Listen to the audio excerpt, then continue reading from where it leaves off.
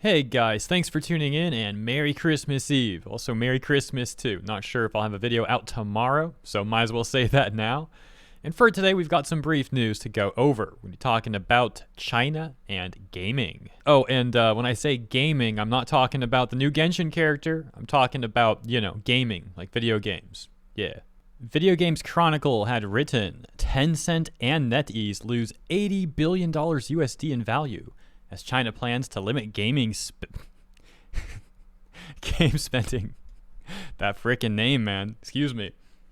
Adding new rules would ban rewarding users for playing and spending regularly, cap digital wallet top-ups. Under draft rules published by China's national press and publication administrations, Reuters reports that online game operators will be prohibited from rewarding players for logging in every day, or if they spend on a game for the first time or consecutively. They will also be required to limit how much players can deposit in their in-game digital wallets. The new rules could still be modified and won't come into effect before next year, but their publication has spooked shareholders in China's two leading games companies. Shares in Tencent, which is the world's biggest game company, fell as much as 16% at one point, and those in NetEase dropped by as much as 25%. And a quote, "The removal of these incentives is likely to reduce daily active users and in-app revenue, and could eventually force publishers to fundamentally overhaul their game design and monetization strategies," said Morningstar analyst Ivan Su. In 2021, China imposed strict gaming playtime limits for minors and temporarily suspended approvals of new games due to addiction concerns. Approvals of new games resumed last year, and the new rules published on Friday include one which would require regulators to process approvals within 60 days. And as mentioned, this news led to a massive selling off of Tencent and NetEase stock. I think it's wise to be skeptical of the actions that any government takes.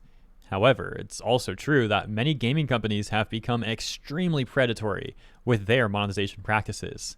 So this entire situation is rather interesting, and one that I'll be curious to watch unfold further. A Chinese-speaking Redditor has also claimed to have translated more information on this topic. And now taking it from the top, and starting with the bullet points here. 17. Online games can't have forced PvP, stuff like PK or open world PvP modes, where you can just get attacked without flagging for PvP.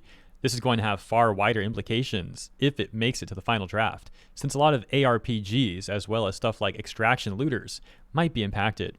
18. Online games can't have daily logins, first-time top-up bonuses, or continuous top-up bonuses. Online games can't allow high-priced transactions, like auctions. Online games must implement top-up limits and warn users if they spend too much. 19. Online games need to basically display health warnings on game start and on the game's website. 22. Online games requires users to provide their real-world identifying information. The game must verify this information is valid. 23. Basically a complicated way to say no MRT, or real-world good exchange, for in-game currency. Also, purchase records must be retained for 2 years. 27. Online games that use loot boxes / gacha needs to have quote-unquote reasonable rates, and must provide players with alternatives that have the same performance that can be directly purchased. The provision mentions with game currency / in-game shops for the last part, but as game currency can be bought with real money, this is how I interpreted this provision. 29. Live broadcasts cannot contain quote-unquote high-value rewards. Not quite sure how to interpret this, but I think this means that companies can't just use a live broadcast for a game to give away iPhones or something. But the language is vague enough to be interpreted more broadly, e.g. in-game item giveaways, so not quite sure on this. And 32 is the final one, says, online games can't engage in monopolistic behavior or use unfair competition practices. LOL, it's just China, land of my antivirus deletes your chat program as a virus because I want your market. And the Redditor saying, I'll believe it when I see it, when I actually see it. And yeah, as mentioned, that's the end of that post. So, keeping in mind how some of the proposals may be rather vague in of themselves, as well as what we just read, relying on the translations of that Redditor, which I do appreciate, I'm just saying probably should take some of that with somewhat of a grain of salt. Still though, based on what we read, and again including general skepticism regarding the actions taken by a government, some of the proposals do seem like they could be rather reasonable.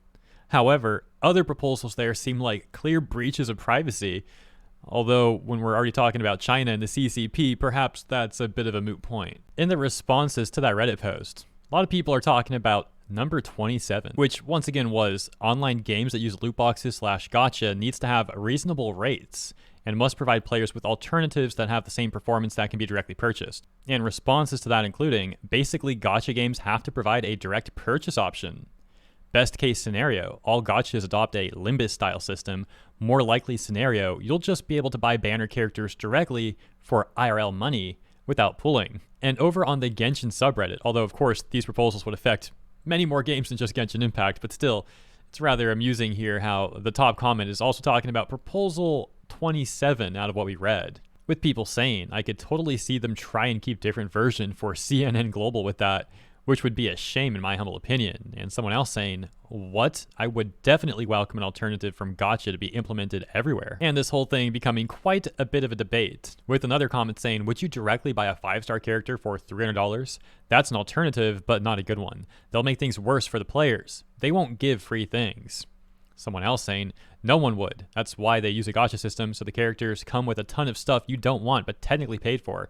Nobody in their right mind would buy just the character for $300. But other people say that's not the case. So you can see more people here. What I'm getting at, though, is there's a lot of opinions on this. And it's really hard to form a solid opinion, in my opinion, which is a bit of an oxymoron, but you know what I mean, with the information that we have, right? A lot of this is based on what the proposal allegedly says regarding quote-unquote reasonable rates. But we don't really know how they're defining reasonable rates. And as someone else points out here, if it's an alternative to gacha, all they have to do is make a buy button that costs the equivalent to 180 rolls. This is talking about Genshin Impact context here regarding the pity system. That user then saying for any gacha with pity, it's meaningless, which these days is basically all gacha games. If you don't know what a pity system is, by the way, it's essentially a system in place where you're guaranteed a featured character or weapon or piece of gear, that sort of thing, after X number of pulls. For example, let's say a gacha game has a banner with one new featured character and some filler characters. You hypothetically want this featured character and pull for that character, but your RNG is bad, and you get a bunch of filler characters and not the one you actually wanted. Well, with a pity system, there would be a certain threshold which eventually guarantees you get that character. The problem is, sometimes it takes a lot of in-game currency, or real currency, etc., to reach the hard pity. Also, some games have a quote-unquote soft pity before you reach the hard pity, so to speak. But yeah, guess now I should add on to that though. A soft pity meaning perhaps you get a boosted rate at some point, but not a 100% guarantee until you hit the hard pity.